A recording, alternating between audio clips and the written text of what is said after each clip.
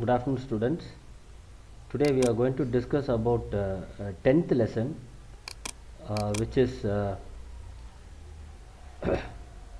Introduction to Computer Networks. So you know already the term network means interconnection of systems is called as network, and it may be through wire or it may be through wireless. Okay, so we will see the introduction first. So a set of computers connected together for the purpose of sharing resources is called as computer networks. At present, internet is the most common resource shared everywhere. So this is a one mark question, you underline it. The term internet is called as network of networks. Computer networking is a technique of digital telecommunications network, one that permits nodes to share its resources. Nodes is nothing but when a system is connected with the internet, that system is called as nodes. Okay, so this computer networking exchanges the data with each other through wire or wireless connection between different terminals called as nodes.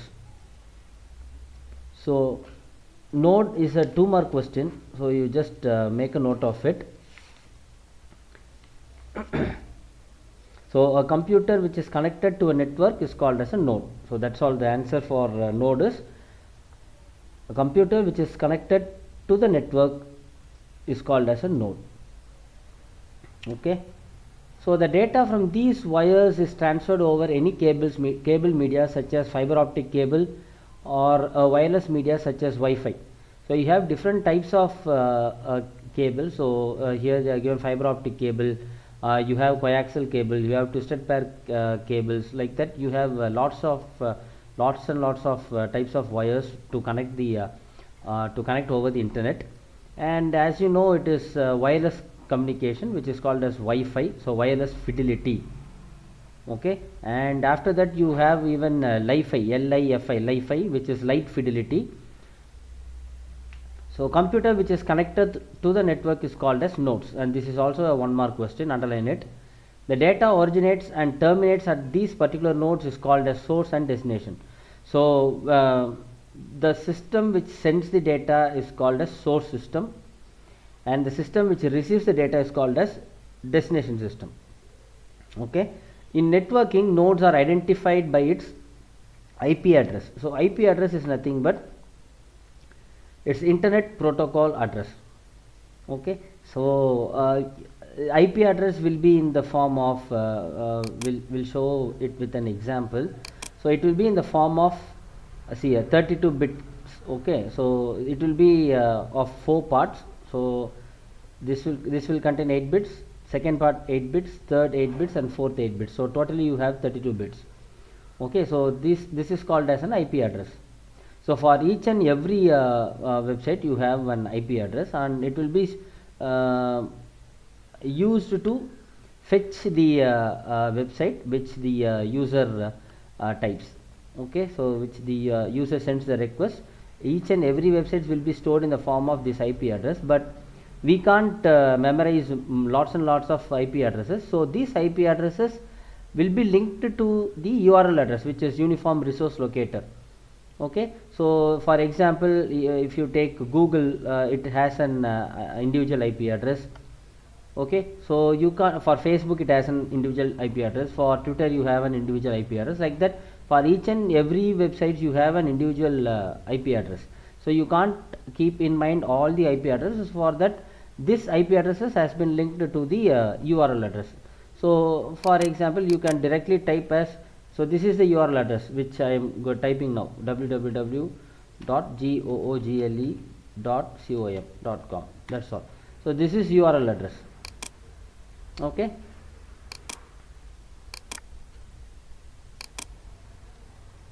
So in many cases, applications at particular communications were layered, others were simply in general communication protocols. The well-known networking for all of us is internet. This is also another 1 mark question.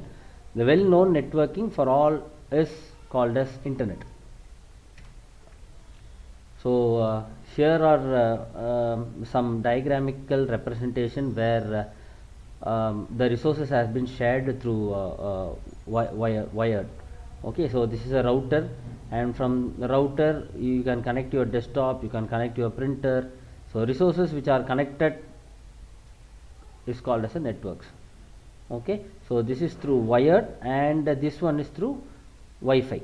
Can you see the signal? Even you can connect it through Wi-Fi signals. Your mobile phone, you can access your mobile phone, you can access your laptop, right?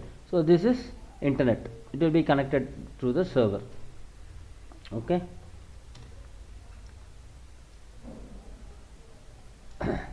Then the next topic is uses of computer networks, which will be in 10.3.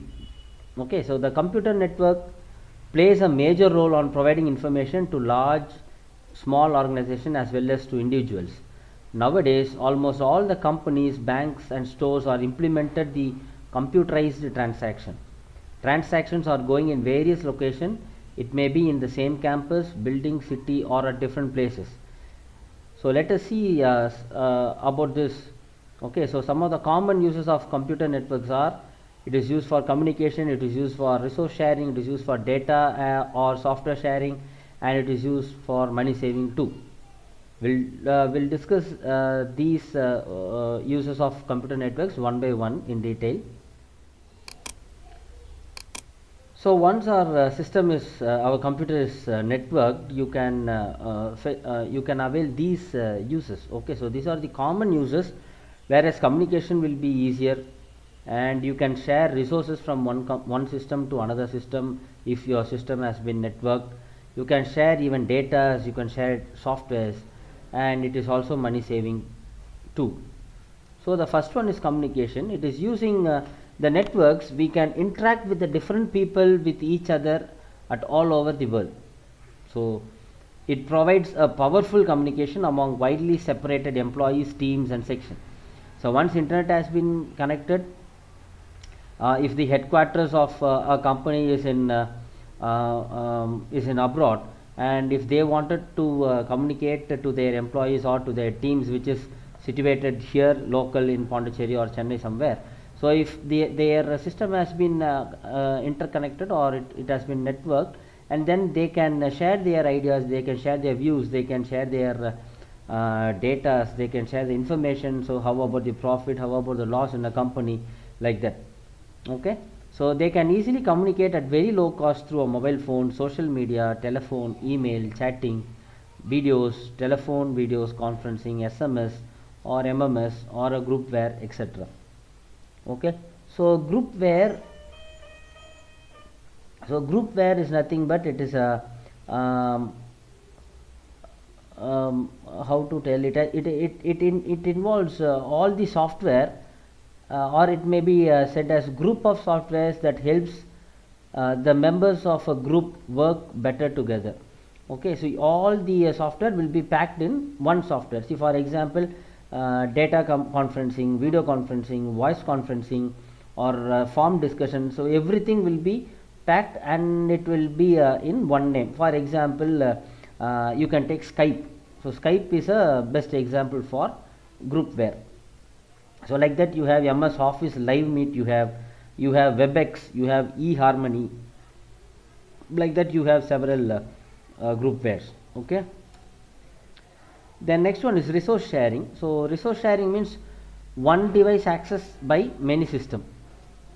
Okay, it allows all kind of programs, equipments and available data to anyone through network, to irrespective of the physical location of the resource of them. Simply, resource sharing is sharing such as printers, scanners, PDA, fax machine and modems. For example, many computers can access one printer if it is in network. So this is a very good example for resource sharing.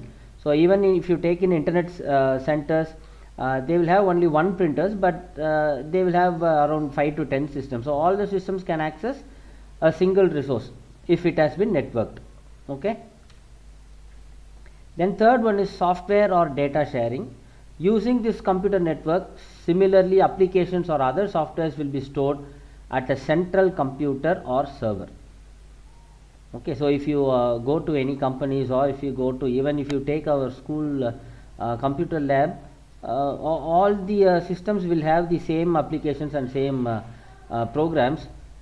Okay, so what we will do is, we will install the main programs or the applications inside one system, which is called as a central system, central computer, and from there through networks we will copy the application to rest of the other system. It may be 50 system, 100 system.